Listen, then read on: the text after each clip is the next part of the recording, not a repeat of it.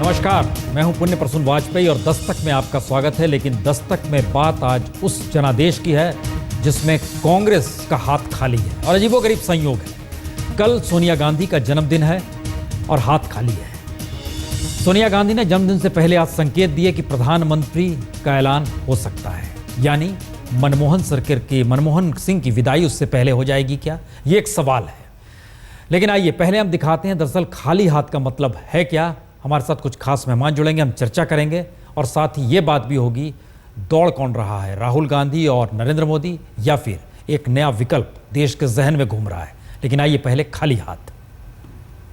We are very disappointed at the results, but we accept the verdict of the people in all humility. Congress के हाथ ने न तो कभी इतना खाली महसूस किया था और न ही इतना खोखला, लेकिन जनता ने उसके कदमों के नीचे से जमीन खींच ली है। न बड़े बड़े नाम काम आए, न बड़े बड़े नारे और न ही बड़े बड़े नेता। इन इलेक्शंस के माध्यम से जनता ने हमें एक मैसेज दिया है और उस मैसेज को मैंने और कांग्रेस पार्टी ने सिर्फ दिमाग से नहीं मगर दिल से सुना है।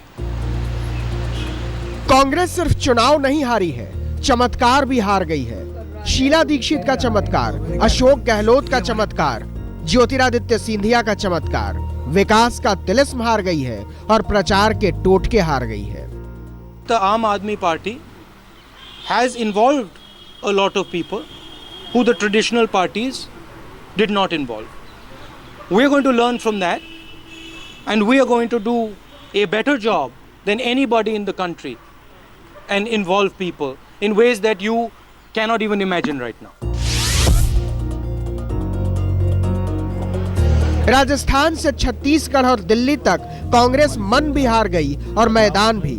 कांग्रेस की ये हार सिर्फ सीटों की नहीं है, सियासत की भी है। आरटीआई और मनरेगा को अनंत काल तक एहसान बताना कांग्रेस को बहुत भारी पड़ा है। पूरे कैंपेन हमारा ये चला ये डेमोक्रेसी के अंदर मालूम पड़े कि वास्तव में किस गवर्नमेंट ने क्या काम किए थे, ये हमारे प्रयास था। उसमें हम नाकामयाब रहे और वो मुद्दे बनने की बजाय जो मुद्दे राष्ट्रीय स्तर के थे, मान लीजिए, या महंगाई की बात करते थे या झूठे आरोप लगाते थे राजस्थान के अंदर, उन्होंने विकास की बात नहीं करी। छत्तीसगढ़ और मध्य प्रदेश में कांग्रेस लोगों को विकास का अपना एजेंडा नहीं समझा सकी, तो दिल्ली और राजस्थान में वो बचा हुआ विश्वास भी हार गई।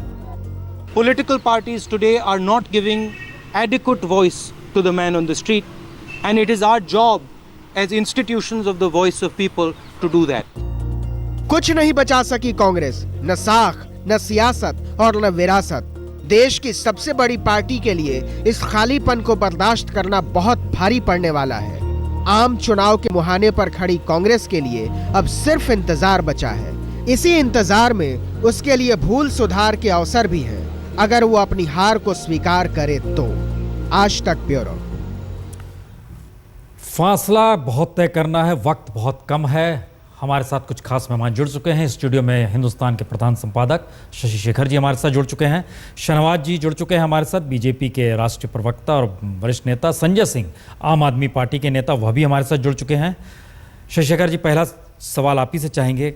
सोनिया गांधी का कल जन्मदिन है और हाथ वाकई खाली है, चारों राज्य। मैं अभी भी प्रसून इसको खाली हाथ से सहमत नहीं हूँ, क्योंकि आधा दर्जन से ज़्यादा राज्यों में अभी उनकी हुकूमत है।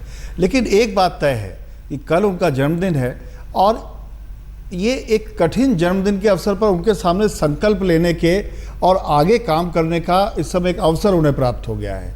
इससे पहले भी सोनिया जी की ज़िंदगी में कम से कम 2 बार ऐसे मौके आए, 3 बार मैं बोलूँगा, 2 बार बहुत निजी कारणों से और एक बार राजनीतिक कारण से, जब उन्होंने अपना जन्मदिन कुछ दृढ़ निश्चयों के साथ मनाया होगा।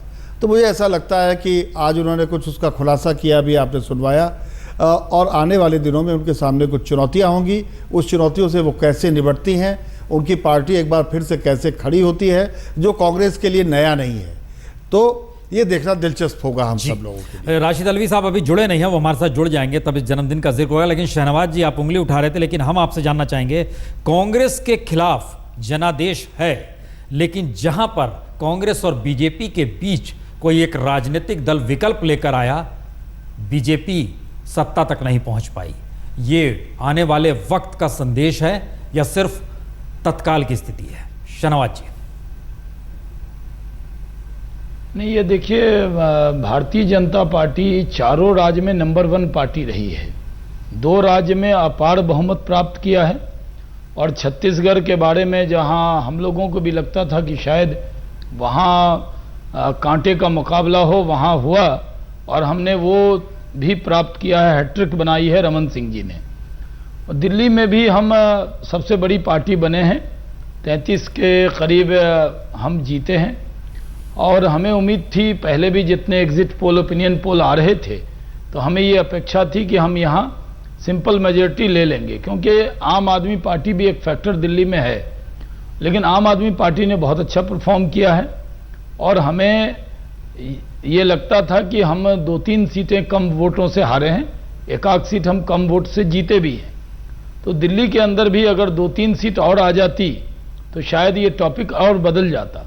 जहाँ तक तीसरे फैक्टर का सवाल है, देश की राजनीति में कई जगह तीसरा फैक्टर होता है। राजस्थान में भी राष्ट्रीय जनता पार्टी जो किरोड़ीलाल मीना की थी, वो पूरी ताकत से लड़ी, तीसरा विकल्प के तौर पर लड़ी, लेकिन उसको वहाँ जनता ने क्लियर मैंडेट वसुंधरा राजे सिंधिया जी को दिया है।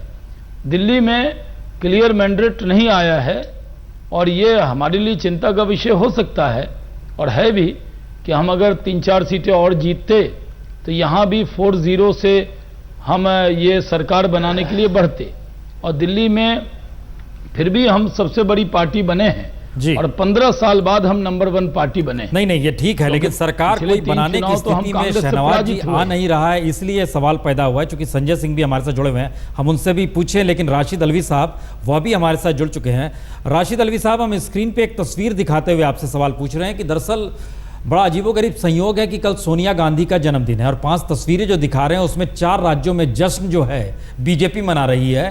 कांग्रेस शासित राज्य दिल्ली में भी कांग्रेस के हाथ में कुछ नहीं बचा, राजस्थान में भी नहीं बचा, छत्तीसगढ़ में लग रहा था कि शायद निकल जाएंगे, लेकिन वहाँ भी नई चीज़ें बची और मध्य प्रदेश की स्थिति तो बड़ी खराब हो गई। तो ये जो हाथ खाली है, इस पर आपकी क्या प्रतिक्रिया है राशिद साहब? देखिए, तस्वीर गौर से देखिए जी, तो फिर आप ये सवाल नहीं करेंगे।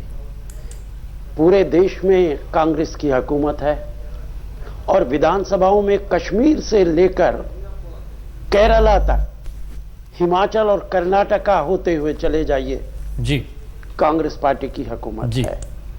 हार और जीत तो लगी रहती है। अभी तो हम कर्नाटका का चुनाव जीत के चुके हैं, हिमाचल प्रदेश जीत के चुके हैं। ठीक है, आज हमें अपनी हार कबूल है, शिकस्त कबूल है, हम हारे हैं, लेकिन ऐसा नहीं है कि हमारे हिस्से में हमेशा सिर्फ हार रही है। हम चुनाव कितने जीते हैं पिछले 5 सालों में। केरला का चुनाव हो, बंगाल का चुनाव हो, हमने बंगाल में मिलके चुनाव लड़ा था, कर्नाटका का चुनाव हो, हिमाचल का चुनाव हो, कितने चुनाव जीते हैं। तो इसलिए ये सवाल मत कीजिए कि हमारे हाथ खाली हैं। जमहूरियत और लोकतंत्र के अंदर हार और जीत जमहूरियत का हिस्सा होता है। देश के लोगों का फैसला, चाहे वो बीजेपी हो और चाहे हम हो, उसका सम्मान करना ही पड़ेगा। हम उसका सम्मान करते हैं। बीजेपी आई है, अगले 5 साल तक इन विधानसभाओं में उनकी हुकूमत रहेगी। देश की उम्मीदों पर वो खरा उतरे, ऐसा मैं उनको अपनी शुभकामनाएं दे सकता हूं। नहीं, हमको लगता है एक हिस्सा और है जो आम आदमी पार्टी का हिस्सा है। राशिद साहब, एक हिस्सा और है आम आदमी पार्टी का। संजय सिंह हमारे साथ जुड़े हैं। संजय सिंह जी, जब जब दिल्ली को लेकर बहस हो रही है, तमाम दूसरे राजनीतिक दल 2-4 स्थितियां इतिहास के पन्ने पलटने को कहते हैं। जेपी, वीपी, एनटीआर, प्रफुल्ल महंत, देवीलाल, कहते हैं नया क्या है? आप बताइए, नया क्या है? देखिए, नया कई मायनों में है प्रसून जी। जिस दौर की आप बात कर रहे हैं, 77 में राजनीति इतने संक्रमण काल के दौर से आपातकाल लगा था। वो एक गुस्सा था, इमरजेंसी के बाद एक गुस्सा था लोगों में, और जो कुछ भी उस समय घटनाक्रम हुआ था। एनटीआर का और असम गण परिषद आंदोलन से निकली हुई पार्टी थी। और देवीलाल जी का अपना एक काम था, अपना एक वजूद था हरियाणा में, उससे वो आए थे। अभी जो जिस दौर में हम लोग खड़े हैं, यहां पे घोर निराशा का वातावरण था राजनीति को लेकर। राजनीति में चर्चा ये हो रही थी कि साहब ये हिस्ट्री सीटर है, ये हमारे माननीय सांसद हो गए, ये हमारे विधायक हो गए, इन पे इतने मुकदमे, इन पे इतने अपराध हैं, इन्होंने धनबल का इतना इस्तेमाल किया, इन्होंने बाहुबल का इस्तेमाल किया। तो राजनीति से लोगों में गहरी निराशा पैदा हो गई थी और एक वातावरण ऐसा बन गया था कि देश में अच्छे सच्चे ईमानदार लोग बगैर पैसे और बगैर बाहुबल के राजनीति कर ही नहीं सकते। आज के चुनाव को मैं इसी रूप में देखता हूं प्रसून जी कि देश में एक नई उम्मीद जगेगी। ऐसे लोग, अखिलेश त्रिपाठी जैसे लोग, संजीव झा जैसा बेरोजगार लड़का, हमारे शहीद संतोष कोहली का भाई धर्मेंद्र, राजू धिंगान जो एक बहुत ही सामान्य परिवार से आता है, 25 साल का एक लड़का प्रकाश जो जीता है 17,000 वोटों से, अंबेडकर नगर से प्रेम सिंह चौधरी हारे हैं अशोक चौहान जी से। तो जो ये कमांडो सुरेंद्र सिंह जीत के आए दिल्ली कैंट से, बहुत मजबूत कैंडिडेट को इन लोगों ने हराया। मैं आपको बता दूं कि 10-10 रुपए चंदा लेके ये लोग चुनाव लड़े हैं, 2-2, 2.5 लाख रुपए में चुनाव लड़े हैं। तो ये एक बहुत बड़ा संकेत है देश की राजनीति के लिए कि नहीं, अब जो परंपरागत राजनीति धनबल और बाहुबल की चल रही है, इसका जमाना खत्म होने वाला है और एक बेहतर विकल्प की ओर जनता बढ़ेगी, हाथ अपना बढ़ाएगी।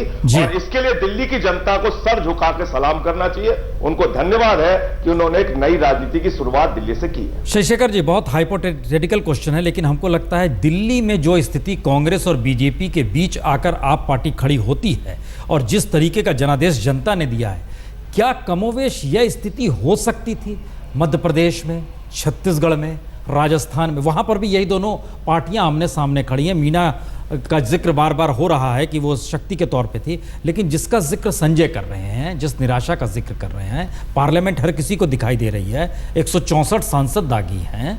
इसलिए हम सवाल कर रहे हैं, क्या ऐसा हो सकता था या हो सकता आने वाले वक्त में है?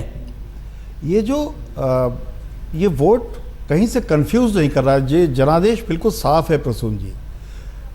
मीणा जी का नाम इन्होंने लिया, बैसला ने भी पार्टी बनाई। ये जो पार्टी अरविंद केजरीवाल और इनके साथियों ने बनाई, ये प्रोफेशनल राजनीतिज्ञों से अलग थे, ये उन चेहरों से अलग थे जिनको हम देखते आए हैं और जिनसे लोगों को ये लगता था कि कभी भी किसी भी पार्टी में हो, लेकिन इनका जो अल्टीमेट रिजल्ट है वो हमारे खिलाफ जाता है।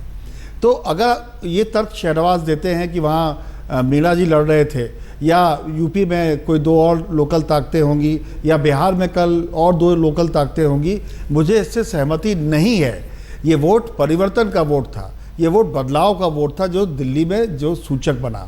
दूसरी बात, अगर राष्ट्रीय पैमाने पर आज अगर चुनाव हो जाए तो राष्ट्रीय पैमाने पर ये परिवर्तन का वोट कहाँ जाएगा? यकीनन वो वोट उस पार्टी के खिलाफ जाएगा जो केंद्र में हुकूमत कर रही होगी, या उस गठबंधन के खिलाफ जाएगा।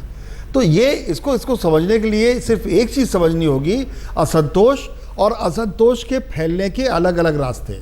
दिल्ली में आप बन गई, राजस्थान में वसुंधरा के रूप में वो चेहरा दिखाई पड़ा, और एक विभाजित घर में चूंकि कांग्रेस बैठी हुई थी, इसलिए वो चेहरा उस तरीके से स्पष्ट होकर और उभरा चौहान का मध्य प्रदेश में। लेकिन है परिवर्तन का, बदलाव का, विकास का और भ्रष्टाचार मुक्त समाज का। शहनवाज जी, क्या ये लोकतंत्र की खूबसूरती महज है, या फिर इस लोकतंत्र के ऊपर जो लगातार दाग लग रहे थे उससे इतर जनता ने सोचा कि अब राजनीतिक पारंपरिक परिस्थितियों को बदलिए, उसके लेकर ये परिस्थितियां बनी हैं? नहीं, आपको क्या लगता है? नहीं, ये लोकतंत्र की खूबसूरती है कि यहाँ पर अगर दोनों पार्टी 8-8 पर आ जाते तब तो हम आपकी दूसरी बात से सहमत हो जाते। यहाँ पर भारतीय जनता पार्टी 33 सीटें जीत कर आई है, और जो नई पार्टी आई, जिन वोट बैंक में जो कांग्रेस का वोट बैंक है ट्रेडिशनल, जो भारतीय जनता पार्टी के पास नहीं भी आ सकता, उन वोटर को विकल्प के तौर पर लगा कि कांग्रेस हार रही है। और मैं आपको कहूंगा कि दिल्ली का चुनाव एक ऐसा चुनाव है जहां कांग्रेस ने चुनाव से पहले ही हार मान ली। यहां पर राहुल गांधी जी की जो सभा खराब हुई, उसके बाद किसी नेता ने हिम्मत नहीं की। हो सकता था कांग्रेस के दूसरे पंक्ति के नेता की सभा सफल भी हो सकती थी, लेकिन कोई ये इल्जाम अपने ऊपर लेने को तैयार नहीं था कि राहुल जी से बड़ी सभा हमने कर ली, वो कांग्रेस में ये चर्चा भी होना गुनाह माना जाता। इसलिए कांग्रेस के कई केंद्रीय नेता, यहां तक कि प्रधानमंत्री जी यहां दिल्ली में रहकर भी कैंपेन में नहीं गए। तो यहां पर लड़ाई भारतीय जनता पार्टी और आम आदमी पार्टी के बीच में रह गई और इसलिए आम आदमी पार्टी ने अच्छा परफॉर्म किया। भारतीय जनता पार्टी ने भी पहले से ज्यादा सीट जीती और मैं मानता हूं कि राजनीति में जो वैक्यूम है, वो वैक्यूम जो होता है तो उसमें अगर कार्बन वो ऑक्सीजन नहीं होगा तो कार्बन आएगा। नहीं नहीं, एक आम चीज़ आदमी हम पार्टी जरा को इसको लगा आगे ले जा जो- रहे हैं। ये देखिए, इसलिए ये महत्वपूर्ण है शहनवाज जी, क्योंकि पहली बार हमने एक नई चीज़ देखी जो हम जानना चाहेंगे राशिद साहब से। राशिद साहब, आज हमने देखा सोनिया गांधी और राहुल गांधी जब निकल कर आए तो राहुल गांधी ने जिक्र आम आदमी पार्टी का किया और उन्होंने माना कि किस तरीके से आम आदमी पार्टी ने किन लोगों को जोड़ा है और कांग्रेस वो की ये प्रश्न के कमजोरी है। जवाब में किया। हाँ बिल्कुल, ये कांग्रेस की एक नहीं माना गया है, ये पहली बार सामने निकल कर आए हैं, ये हमने पहली बार देखा। राशिद साहब, क्या ये हम एक चीज समझना चाह रहे हैं, आम आदमी पार्टी की जीत आने वाले वक्त में राजनीतिक परिस्थितियों को बदलेगी या आपको लगता है जी नहीं, हर राजनीतिक दल अपने ट्रैक पे चलता रहेगा और उसमें आम आदमी पार्टी का एक डिब्बा भी जुड़ गया? राशिद साहब देखिए, मैं एक बात कहूंगा, लोकतंत्र के अंदर वाजपेयी जी कभी भी कोई भविष्यवाणी करना बहुत मुश्किल है। आने वाले समय में क्या होगा ये कुछ नहीं कहा जा सकता, लेकिन इतना मैं जरूर कहूंगा, आपको याद होगा कि जयप्रकाश मूवमेंट से ये सारे लोग निकले, चाहे लालू यादव हों, चाहे नीतीश कुमार हों, चाहे जितने लोग ये निकले, उस वक्त इनकी कोई पहचान नहीं थी, उस वक्त इनका कोई बड़ा चेहरा नहीं था, लेकिन उस मूवमेंट से निकले और फिर राजनीति का एक हिस्सा बनते चले गए। केजरीवाल भी एक मूवमेंट से निकले हैं, वो एक मूवमेंट से निकले और यकीनन मैं कहूंगा उन्होंने अपने बलबूते पर दिल्ली के अंदर राजनीति को बदल दिया।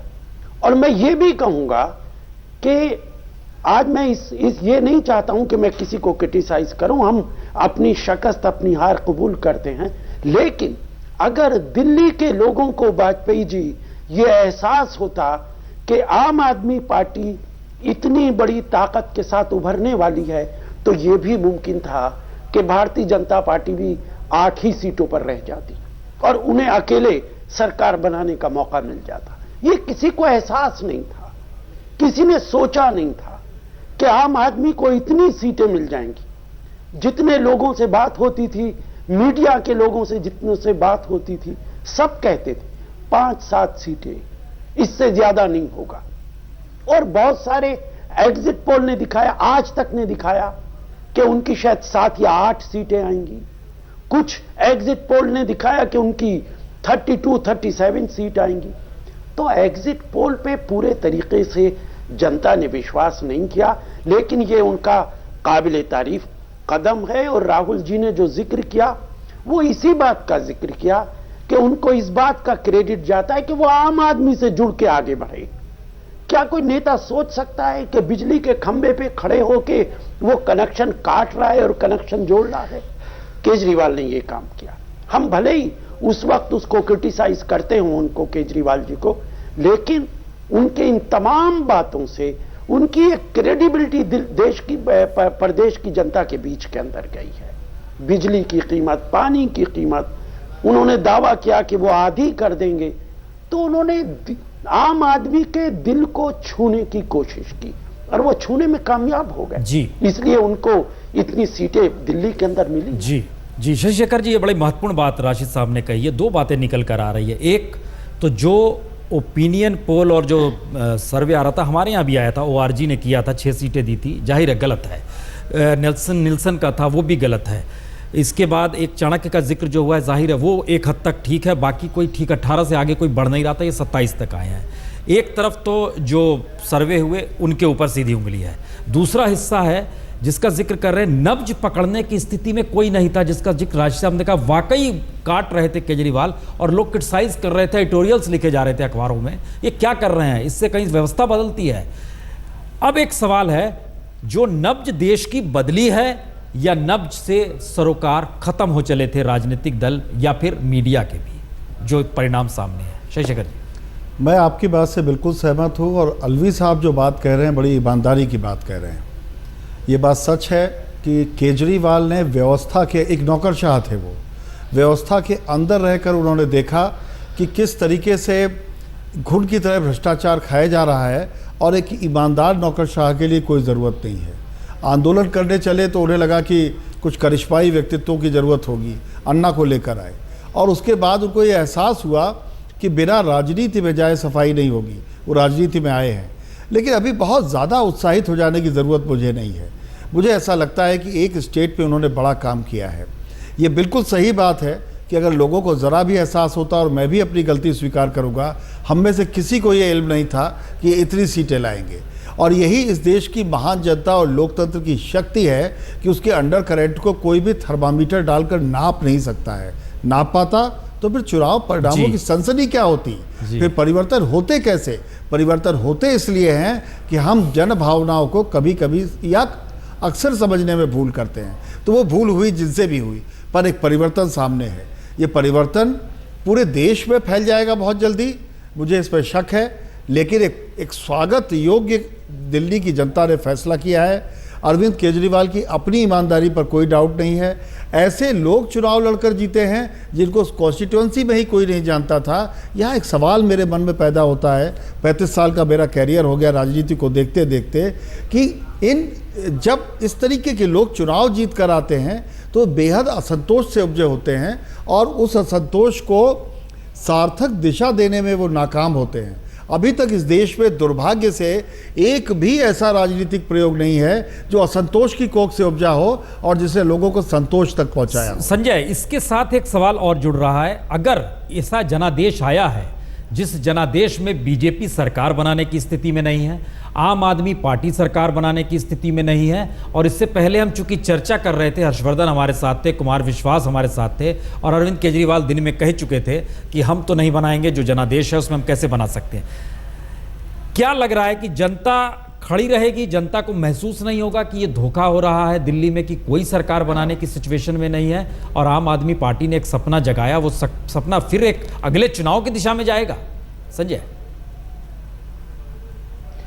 देखिए, कई महत्वपूर्ण बातें आई हैं पुन प्रसन्न जी, तो उसका थोड़ा जवाब देना चाहूंगा। सबसे पहले तो राशिद अल्वी जी को धन्यवाद दूंगा कि उन्होंने जो जमीनी राजनीति की दिशा में हम लोग बढ़े उसकी आज वो सराहना कर रहे हैं। उस समय सही बात है कि इसको बहुत अच्छे रूप में बाकी पार्टियां नहीं ले रही थी जी। और जो बात अभी शहनवाज जी कह रहे थे कि बड़ी बड़ी रैलियां और बड़े बड़े कार्यक्रम करके जनता के बीच अपनी बात पहुंचाने का, मुझे लगता है कि अब बड़ी बड़ी रैलियां करके अपनी बात पहुंचाने के तरीके को भी परिवर्तित करना पड़ेगा, जो आम आदमी पार्टी ने किया। हमसे बहुत सारे लोग ये सवाल करते थे, एक भी रैली आपकी रामलीला मैदान में नहीं हुई, एक भी रैली आपकी कोई 50,000 लोगों की नहीं हुई, कैसे चुनाव जीत पाएंगे, कैसे हवा बनेगी? संजय जी, हम लोगों ने झाड़ू चलाओ बेईमान भगाओ यात्रा निकाली 23 दिन की, जो गली गली में गई केजरीवाल की, 70 विधानसभाओं में गई, डोर टू डोर कैंपेनिंग में कार्यकर्ताओं ने जान लगा दिया पिछले 3 महीनों में। मुझे लगता है कि इसके कारण से जो अंडर करंट और नब्ज थी जनता की, वो पकड़ने में, चाहे वो सर्वे हो या टीवी चैनल्स हो, वो कामयाब नहीं हो पाए।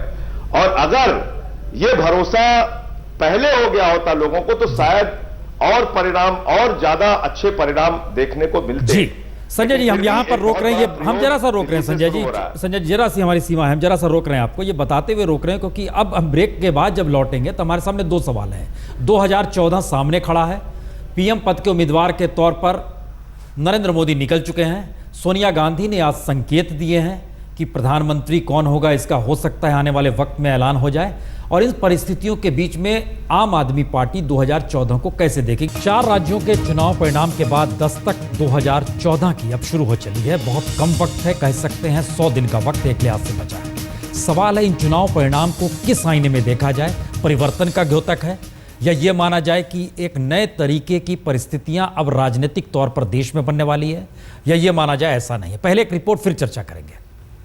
At the opportune time, the prime ministerial candidate, the name of him will be announced. Lok Sabha के जो 2014 में चुनाव होने वाले हैं, उसके लिए एक स्पष्ट देश की जनता ने संकेत दे दिया है, और इस देश के लोग ये संकेत देना चाहते हैं कि अगर ये बीजेपी और कांग्रेस और ये पार्टी वाले नहीं सुधरे तो ये जनता इन लोगों को उखाड़ के फेंक देगी। I fundamentally believe that and I'm going to put all my efforts in transforming the organization of the Congress Party. भारतीय राजनीति में अरसे बाद पहला मौका आया जब लोकसभा चुनाव की छांव में 4 राज्यों के चुनाव परिणाम ने दोनों राष्ट्रीय राजनीतिक दल को चेताया है। कांग्रेस और बीजेपी दोनों को बताया है कि देश विकल्प खोज रहा है। जी, दोनों से इतर विकल्प। और अगर बीजेपी यह सोच रही है कि कांग्रेस की नीतियों को लेकर बढ़ता आक्रोश बीजेपी को सत्ता में पहुंचा देगा, तो यह उसका सपना है। क्योंकि दिल्ली में जैसे ही कांग्रेस और बीजेपी से इतर आम आदमी पार्टी मैदान में उतरी, वैसे ही जनता ने कांग्रेसी सत्ता के विकल्प के तौर पर बीजेपी से कहीं ज्यादा तरजीह आम आदमी पार्टी को दे दी। राजस्थान में अशोक गहलोत के विकास के नारे और कल्याणकारी योजनाओं पर यूपीए सरकार के भ्रष्टाचार और महंगाई भारी पड़ गए। मध्य प्रदेश में कांग्रेस के सेकुलरवाद की सोच पर बीजेपी के शिवराज सिंह चौहान की सरोकार वाली राजनीति भारी पड़ गई। छत्तीसगढ़ में विकास की चादर को सरकारी दान के दायरे में लपेटने की कोशिश करते बीजेपी के नेता रमन सिंह की सियासत थोड़ी सी छोटी इसलिए हो गई क्योंकि वहां साख नहीं थी, किसी तरह सरकार बचाने की कवायद थी। इस लकीर को कहीं ज्यादा गाढ़ा दिल्ली में आपने बनाया, यानी आम आदमी पार्टी ने बनाया। क्योंकि विकास के ढांचे से लेकर कांग्रेस बीजेपी की हर उपलब्धि को आम आदमी पार्टी ने एक ऐसे कटघरे में खड़ा किया जहां वोटर और पारंपरिक राजनीति के बीच आम आदमी पार्टी खड़ी नजर आने लगी। शायद इसीलिए कांग्रेस उपाध्यक्ष राहुल गांधी को यह मानना पड़ा कि चुनाव परिणाम के बाद कांग्रेस को दिल और दिमाग से अब मथना होगा। कांग्रेस को पूरी तरह वहीं बीजेपी को अपनी नीतियों के समानांतर कांग्रेस के प्रति जनता के आक्रोश और नरेंद्र मोदी की लोकप्रियता की चादर अपनी जीत के साथ लपेटनी पड़ी, जिससे ये न लगे कि आम आदमी पार्टी मुद्दों की सियासत करती है। और यहीं से भविष्य के नए भारत के राजनीतिक संकेत भी निकलने लगे। क्योंकि कांग्रेस का साथ छोड़कर मध्य प्रदेश में मुस्लिम बहुल इलाके भी बीजेपी के साथ खड़े नजर आए। राजस्थान में मीणा जाति के वोट बैंक भी गहलोत के राजनीतिक गठबंधन को लाभ पहुंचा नहीं पाए। और चुनावी संघर्ष में शीला दीक्षित जैसी अनुभवी और कांग्रेस की कद्दावर नेता भी 1 बरस पुराने आम आदमी पार्टी के नेता केजरीवाल से हार गई। तो जाहिर है अगर जातीय गठबंधन बेमानी लगने लगा, धर्म के आधार पर राजनीतिक लकीर छोटी हो गई, विकास के मुद्दे का ढोल खोखला लगने लगा, युवाओं का सैलाब नई राजनीति की परिभाषा गढ़ने के लिए, चुनाव को नए तरीके से देखने के लिए विवश करने लगा, तो जाहिर है 2014 की तस्वीर बदल रही है। और ये तस्वीर अब ये बता रही है कि कांग्रेस सिर्फ गांधी परिवार के जरिए सत्ता पा नहीं सकती। बीजेपी महज नरेंद्र मोदी का गुणगान कर या उसकी पीठ पर सवार हो सत्ता पा नहीं सकती। और तीसरा मोर्चा महज जातीय समीकरण के आसरे 2014 में अपनी बनती सरकार के नारे लगा नहीं सकता। क्योंकि 4 राज्यों के चुनाव परिणाम ने जतला दिया कि देश पारंपरिक राजनीति से इतर नए भारत को बनाने के लिए विकल्प खोज रहा है, जहां आम आदमी की राजनीति अब कद्दावर और कद पाए नेताओं को भी जमीन सूंघाने को तैयार है। तो इंतजार कीजिए, ये पहली दस्तक है।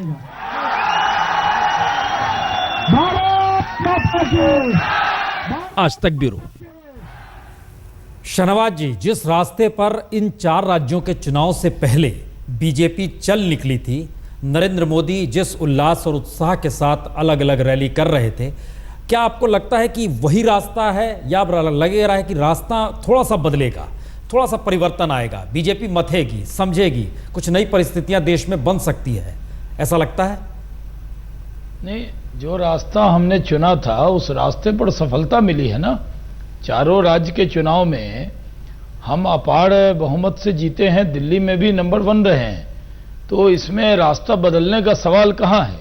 सवाल यह है कि जो राजनीति में हम जिस रास्ते निकले हैं, अपनी सरकार, आप ये समझिए कि आज क्योंकि दिल्ली की चर्चा ज्यादा हो रही है, ये छोटी बात नहीं है कि मध्य प्रदेश और छत्तीसगढ़ जैसे राज्य में बीजेपी जब से बनी है तब से हम लगातार 3 बार कभी नहीं जीते। लगातार हैट्रिक, जैसे गुजरात में हमने हैट्रिक बनाया, उसी तरह मध्य प्रदेश और छत्तीसगढ़ में भी रमन सिंह जी ने और शिवराज सिंह जी ने हैट्रिक बनाया है। हम अच्छे से जीते हैं। और ये भी याद रखिए कि राजस्थान में भारतीय जनता पार्टी ने अपने इतिहास में इतनी सीट कभी नहीं जीती थी।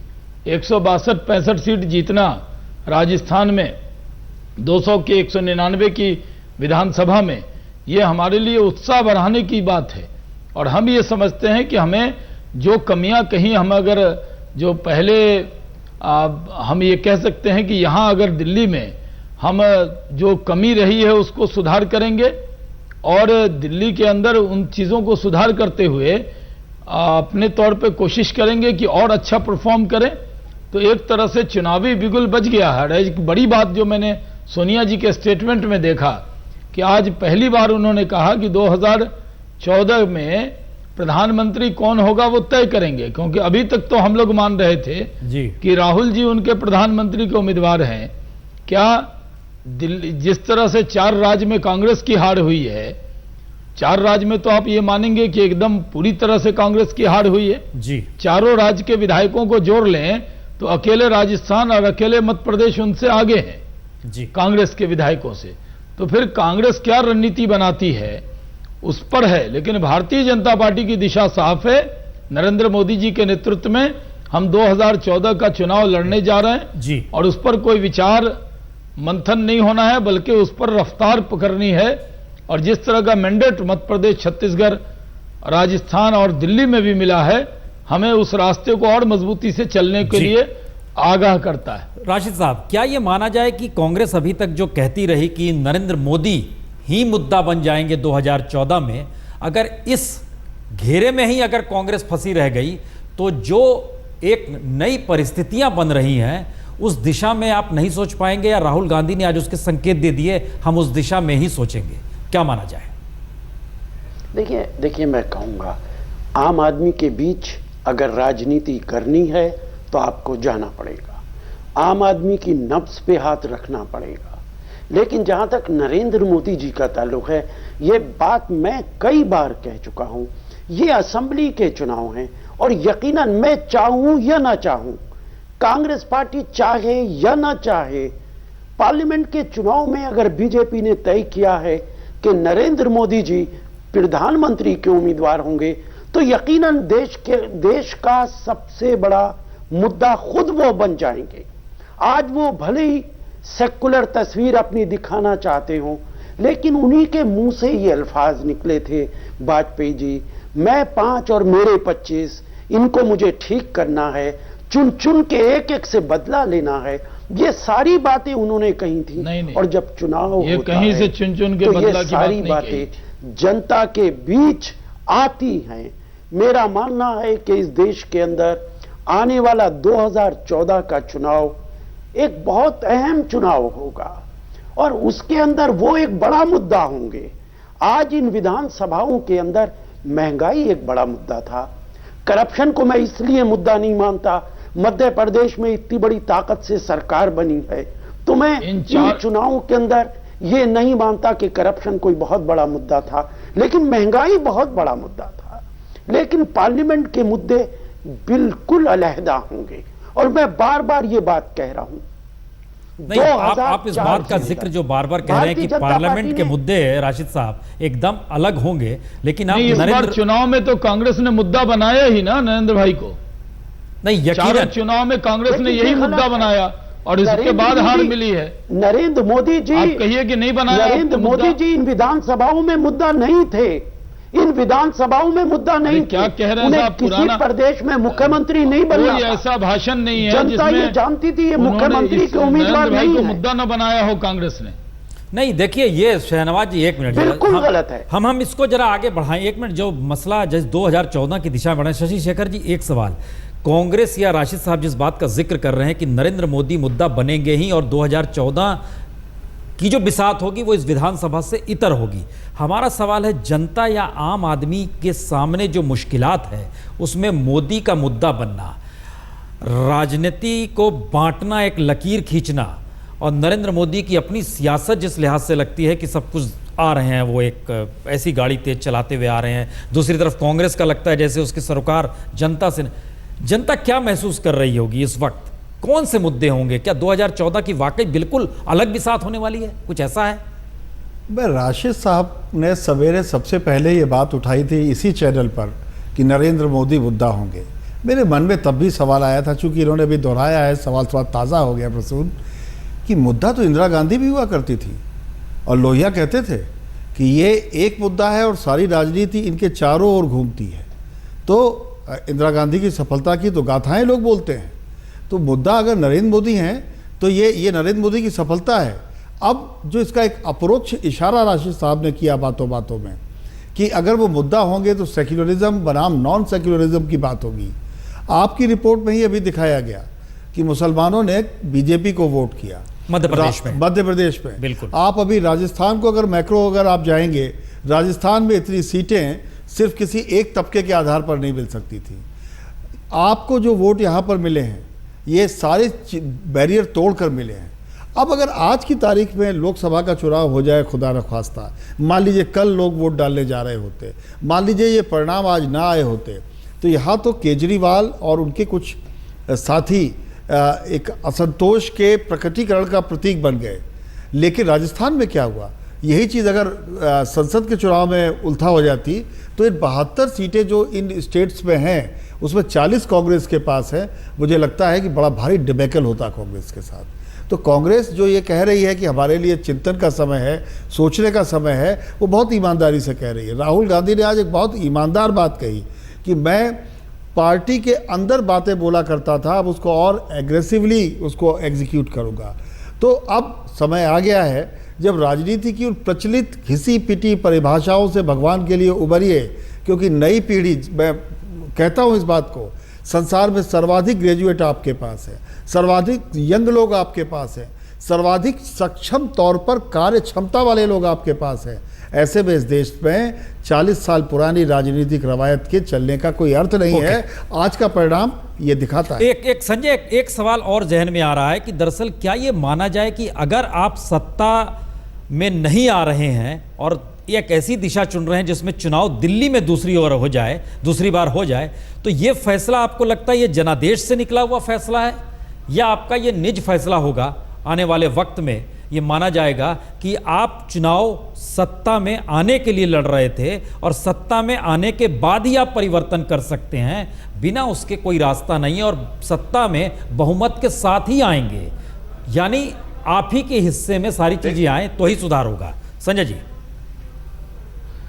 देखिए पुन प्रसून जी, अभी आप खुद कह रहे थे कि ये जो जनादेश आया है ये परंपरागत राजनीति के खिलाफ एक विकल्प के तौर पे एक नई पार्टी को लोगों ने देखा और उसको अपना जनादेश दिया, उसको अपना मत दिया।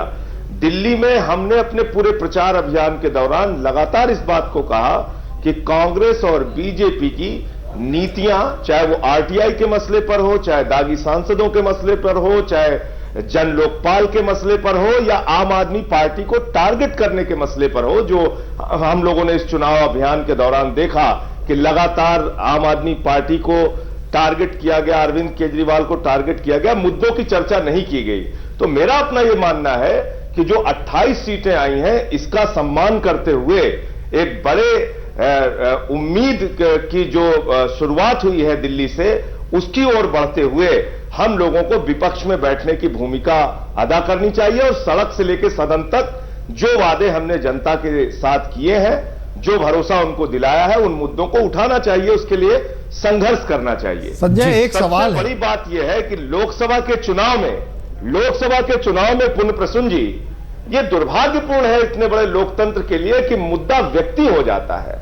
मुद्दा बिजली, पानी, चिकित्सा, शिक्षा, बेरोजगारी, महंगाई, भ्रष्टाचार होना चाहिए, मेरा अपना मानना है और हमारी पार्टी का मानना है। लेकिन मुद्दा व्यक्ति हो गए हैं, ये लोकतंत्र के लिए कोई बहुत अच्छा संकेत नहीं है कि अगर हम व्यक्तियों के आधार पर वोट करते रहेंगे तो। हम बड़ा लिमिटेड समय है, 1 मिनट। हम शहनवाज जी, इससे जरा सा बात आगे ले जा रहे हैं। जो परिस्थिति देश के भीतर है, कोई अकेली पार्टी 2014 में सत्ता में आ जाए, फिलहाल यह अबूझ पहेली लगता है, हो सकता है आ जाए, लेकिन फिलहाल ऐसा नहीं है और पिछले 20 बरस से ऐसा नज़र लगातार नहीं आ रहा है। सवाल ये है, जो रास्ता आम आदमी पार्टी ने चुन लिया कि हम बीजेपी के साथ नहीं जाएंगे, कांग्रेस के साथ नहीं जाएंगे क्योंकि उनकी राजनीति फिट नहीं बैठती है, जिसका जिक्र राशिद अल्वी साहब ने कह दिया कि नरेंद्र मोदी जिस सियासत को आगे बढ़ा रहे हैं उनके साथ तो खड़ा नहीं हुआ जा सकता है। हम ये समझना चाहते हैं आने वाले वक्त में तीखापन, तलखी और जो मिजाज आने वाला है वो टकराव की राजनीति लेकर आने वाला है या इस देश को संवारने बनाने की सहमति की दिशा में भी बढ़ेगा? शहनवाज जी। देखिए, देश में एक फेविकॉल का डिब्बा है जिसको सेकुलरिज्म कहते हैं। वो सुविधा के तौर पर यूज होता है कि जब कभी राजनीति में सुविधा की राजनीति हो तो कहिए सेकुलर ताकत इकट्ठे हो जाओ, और कांग्रेस को छोड़कर कोई ऐसा, कम्युनिस्ट को छोड़कर, वो भी एक बार तो कम्युनिस्ट पार्टी भी हमारे साथ ज्वाइंट साथ में लड़ाई लड़ी है, कांग्रेस को छोड़कर हर पार्टी ने बीजेपी से समझौता करीब करीब किया ही है। जब उनको लगता है कि बीजेपी के साथ जाने में देश का हित है, ये कह के आ जाते हैं, और जब अलग होना होता है तो कह देते हैं सेकुलरिज्म और कम्युनलिज्म। अभी आपने देखा कि जिस तरह से देश के अंदर अभी वोट हो रहा है, पूरे चुनाव में कांग्रेस पार्टी ने जितना हमला शिवराज जी पे नहीं किया, जितना हमला वसुंधरा जी पे नहीं किया, रमन सिंह जी पे नहीं किया, हर्षवर्धन जी पे नहीं किया, उतना हमला नरेंद्र भाई पे किया, और पूरे चुनाव को कम्युनलिज्म और सेकुलरिज्म की लड़ाई बनाने की कोशिश की। आप देखें, जैसा आपके ग्राफिक ने बताया, मैंने पहले भी किसी चैनल पे देखा कि राजस्थान में तो हमारे 3 मुस्लिम एमएलए जीत कर आए भारतीय जनता पार्टी के सिंबल पे, और जो बहकाने की कोशिश हुई वो कोशिश नाकाम हुई है। तो हम ये समझते हैं कि जो अब राजनीति होगी, उस राजनीति में अनटचेबिलिटी की बात नहीं है। अब देश को भारतीय जनता पार्टी भ्रष्टाचार से, महंगाई से और जिस देश की आर्थिक स्थिति है उससे मुक्ति दिला सकती है, और नरेंद्र मोदी जी के चेहरे पर लोगों को यकीन हो रहा है, तो हमें नहीं लगता कि कोई दिक्कत होगी। ये सही है कि गठबंधन की राजनीति को और मजबूत करना होगा एनडीए के साथ। ये जो हमारा परफॉर्मेंस है, पुन प्रसून जी, अगर हम छत्तीसगढ़ हार जाते, मध्य प्रदेश में दिक्कत होती, राजस्थान में दिक्कत होती, तो भारतीय जनता पार्टी के साथ कोई जुड़ना नहीं चाहता। अब क्योंकि भारतीय जनता पार्टी एक बड़े दल और बड़े ताकत से जीत रही है, ताकत तो बहुत से दल जो कांग्रेस को हटाना चाहते हैं वो हमारे सवाल का जवाब हम जुड़ेंगे और बड़ी राजनीति की तस्वीर हम पेश करेंगे। राशिद साहब, एक आखिरी सवाल का जवाब रख रहे हैं।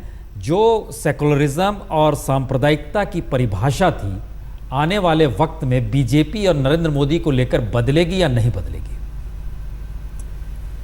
देखिए, मैं एक बात कहूंगा, मैं शाहनवाज साहब की इस बात से सहमत हूं। बहुत लोगों के लिए सेकुलरिज्म अपने कंफर्ट के हिसाब से होता है, ये मैं बिल्कुल मानता हूं, इंडिविजुअल लोग भी और कुछ राजनीतिक दल भी। लेकिन वाजपेयी जी, इसके अंदर तो बीजेपी भी शामिल है। अटल जी को कहा जाता है कि वो प्रधानमंत्री इसलिए बने थे कि उनके चेहरे में सेकुलरिज्म का झलक नजर आती थी, और आज बीजेपी भी ये काम कर रही है क्योंकि वो जानती है कि बगैर सेकुलरिज्म के इस देश के अंदर काम नहीं चल सकता है। लेकिन बदकिस्मती की बात यह है कि हर आदमी ने सेकुलरिज्म की परिभाषा अलग-अलग कर रखी है। जो उसको सूट करता है वही सेकुलरिज्म की परिभाषा वो देने की कोशिश करते हैं। और इन चारों विधानसभाओं के अंदर नरेंद्र मोदी मुद्दा नहीं थे। मैं मध्य प्रदेश भी गया और राजस्थान भी गया, वहां मुसलमानों में शिवराज जी के लिए सॉफ्ट कॉर्नर था, राजस्थान के अंदर उनके लिए, वसुंधरा के लिए सॉफ्ट कॉर्नर था। अगर नरेंद्र मोदी मुख्यमंत्री मध्य प्रदेश के बनने होते तो मुझे नहीं मालूम मुसलमान ने वोट दिया या नहीं दिया, लेकिन अगर कुछ वोट दिया है तो वो वोट उनको नहीं जा। जी चलिए, एक आखिरी, नहीं ठीक है, आपने अपनी बात कही। हम शशिशेखर जी, आखिरी कमेंट आपसे चाहेंगे, और मेरे ख्याल से एक एडिटर को एक कमेंट देना चाहिए अब ऐसे मोड़ पर। क्या वोट बैंक की सियासत ही इस देश की असल पहचान है? वोट बैंक की सियासत सिर्फ इस देश की पहचान नहीं, पूरे लोकतंत्रों की पहचान है। ओबामा किन वोटों से जीते, दोबारा किन वोटों से जीते। तो देखिए, मैं इस बहस में नहीं पड़ता। मैं ये कहता हूँ, वोट बैंक की राजनीति करो, जो भी राजनीति करो, लेकिन साफ सुथरी और सच्ची राजनीति करो। जिनसे वोट लेते हो, कम से कम आप उनका भला करो। ओके, हम चर्चा यहीं खत्म कर रहे हैं। संजय जी, आपका बहुत बहुत शुक्रिया। राशिद साहब, आपका शुक्रिया। शहनवाज जी, आपका शुक्रिया। और शशि जी, आपका बहुत बहुत शुक्रिया।